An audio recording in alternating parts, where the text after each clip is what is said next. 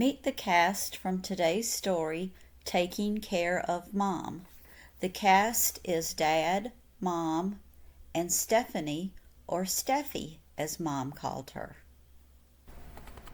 Stefie woke up to the sunshine streaming into her room and thought, it's going to be a beautiful day.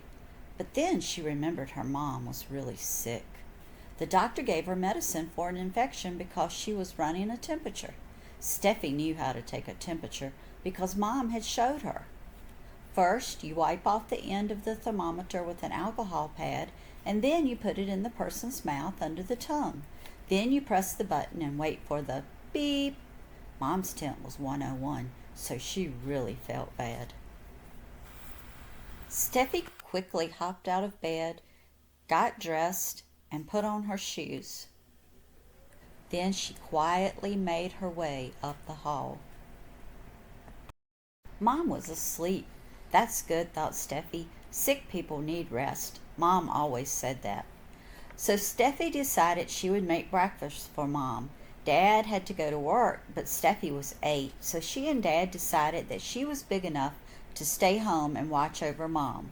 She ran down the stairs into the kitchen. First thing she said aloud is to wash my hands. Mom was always big on washing hands. She said that before you cook anything, the first thing you have to do is wash your hands. So Stefie soaked up her hands, put them under the faucet, rinsed them very well, dried her hands, and then Stefie was ready to fix breakfast for Mom. Then she thought, I can make toast because I'm too little to cook. So she grabbed 2 pieces of bread, the round buns just like Mom liked, and popped them in the toaster. Then Stefie got a cup and poured coffee, black, just the way Mom liked it. Dad had coffee earlier, and it was still nice and warm. Then she heard the toaster say, pop.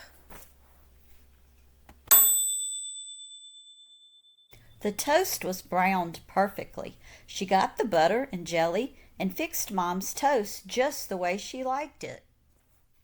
Then she got a small glass and poured orange juice for Mom. Mom always gave her orange juice when she was sick. She ran to the pantry and got a tray and loaded it, and last she put a napkin over Mom's food. Carefully, she carried it up to Mom's room and she opened the door.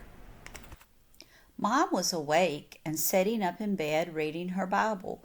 When she realized what Stefie had done all by herself, she started smiling because she was so proud. Stefie put the tray on the table and then got a clean wet cloth for Mom to wash her hands. Mom told her how nice everything looked and that she had done it just right. But then Mom said, don't be mad if I don't eat it all. I still don't feel very well. Stefie said, it's okay, Mom. I'll come back later for the dishes. When she went back, part of the food was there, but Mom had tried. Mom had gone back to sleep. Before Stefie left, she remembered the most important thing is prayer.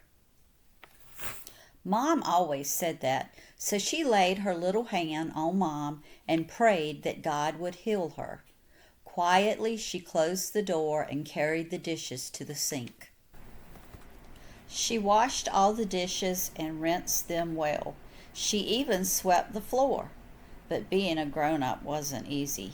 She was so tired. She laid down on the sofa and fell to sleep.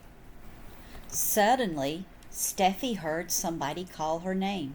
She looked up, and there stood Mom. When Mom woke up, her fever was gone, and she felt so much better that she came down to check on Stefie.